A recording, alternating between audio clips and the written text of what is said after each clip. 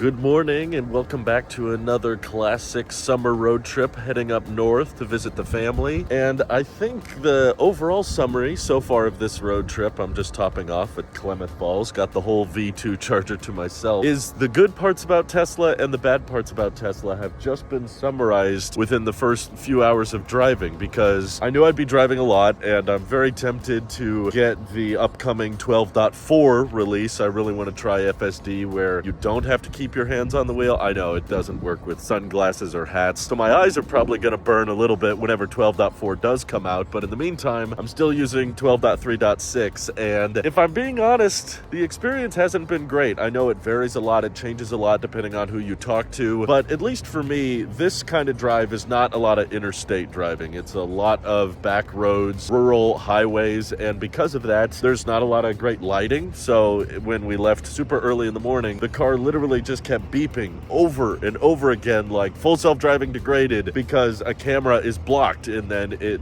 would pick up some more lights when you drive through a town or you drive past a car, and then it would say, oh, okay, actually I can see again, but then you'd go back into a dark zone and it would say, oh, can't see again. And when I have like my sister and my wife in the car trying to sleep and it just keeps beeping over and over again, it's very hard to relax. Can't turn that setting off. Even with Joe mode, it still has to beep at you. Very frustrating. And then of course the sun comes out and I go, okay, now we've got some light. Now the car can't beep at us as frequently. And then the sun starts hitting the cameras just in the right way that we get this takeover immediately like panic pop-up, with the red steering wheel. And I'm paying attention, I'm doing everything right, and yet the sunlight just keeps hitting the cameras in the exact worst way possible, and literally 4 times in a row with people trying to sleep in the car, it gives you the panic pop-up where it says take over immediately, and it screams at you and you have to turn it off, and then 5 seconds go by and you turn it back on. Very difficult to say that when those kinds of things keep happening that the full self-driving experience is more relaxing and comforting. Obviously when it does work and it keeps you on the road and it slows down for cars in front of you and speeds up to get around them and stuff, yes, it's great at that. For the most part, it stays between the lines on the road, which I appreciate, but it definitely, I think, especially with curvy roads, slows down way more than it needs to. I get slowing down on a hard turn, but I would say just drop the speed like 5 miles per hour. The car keeps trying to drop it like 10 or 15 miles per hour on these turns, and it just gets way too slow, so I have to keep pushing the accelerator. And unlike last year,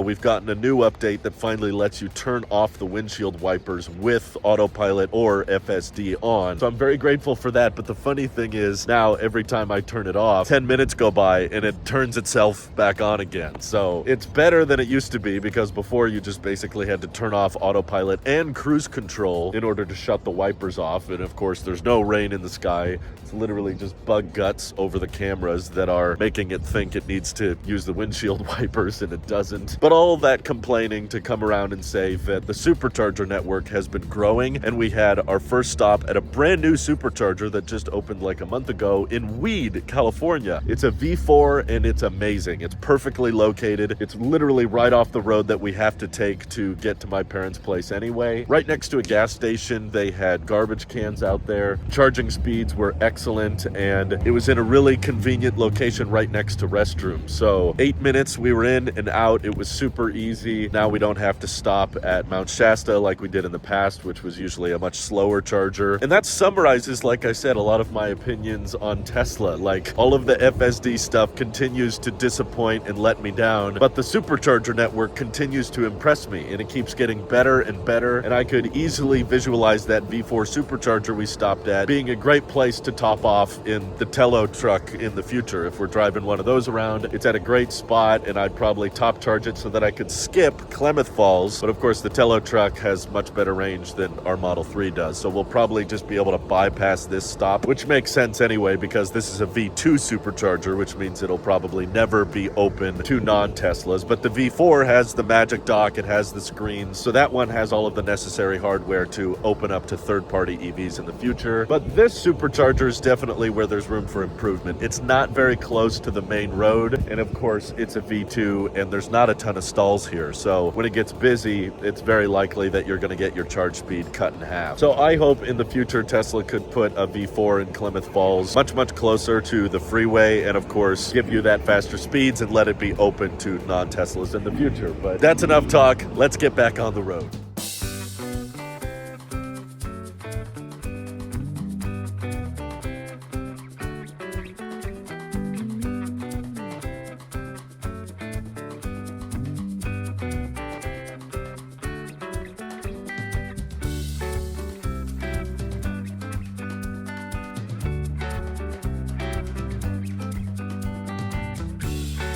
Well, we made it to the family's place. We had a safe rest of the trip. Everything went smoothly. We could have stopped at the Boardman, Oregon Supercharger, but my wife kind of hates that charger. Not because of anything wrong with the stalls. You know, it's been fast in the past. A couple of times we had the vehicle stop charging and we just had to re-plug it in and then it worked. But my wife hates it because it's stinky. Tesla, you gotta stop putting superchargers where all the cows are, okay? Because they stink. And people don't want to smell that stuff. Plus, the only bathrooms there are porta potties. So we supercharged really high, basically to full at Madras, which worked out because we were getting lunch there anyway, so we weren't in a rush. The car actually finished charging much faster than Burger King was able to deliver our food, but then we topped off at Kennewick and that got us to where we needed to be, and we had some service work done. Pearl's right next to me. I'm actually vlogging from inside a loaner vehicle. In case you missed it earlier, Tesla needed to fix up some things because we're nearing the end of our warranty, so I'm getting extra picky, you know, with little things like the signature lights on our headlights. They just actually replaced the entire headlight on my Model 3 and they were able to do that within a single day. I thought I was going to have this loaner all week, but nope, they had a pretty quick turnaround time. And even though the guy I first checked in with at the service center said that they can't add new things to the service appointment within 48 hours, even though I added some of the problems I was having with my B-pillar, basically right here on my Model 3, it was separating, like the whole seat belt attachment and stuff was pulling apart. I brought it up to the very nice technician and he fixed it, even though it was not originally included on the paperwork. And, you know, the service summary doesn't mention the B-pillar needing to be fixed. It is. The other thing they're working on is the slight squeak that we heard from the driver's side of the dashboard. I haven't driven the car yet, so I'll have to report back later if it's actually been fixed. But I genuinely wish I could have gotten a more fun loaner. You know, right over across from me, there's like a long range or a Plaid Model S sitting right there. I still think these loaner vehicles could be opportunities for Tesla. This should be pure advertising time. Designate a few newer Teslas for each service center to just be loaner vehicles to give people a taste of what they could buy in the future. Instead, they gave me a 2021 Model 3 standard range, which is basically my exact same car, just with the black interior and the 19-inch wheels and no LFP and the Intel processor. So the UI is slower. Yeah, it just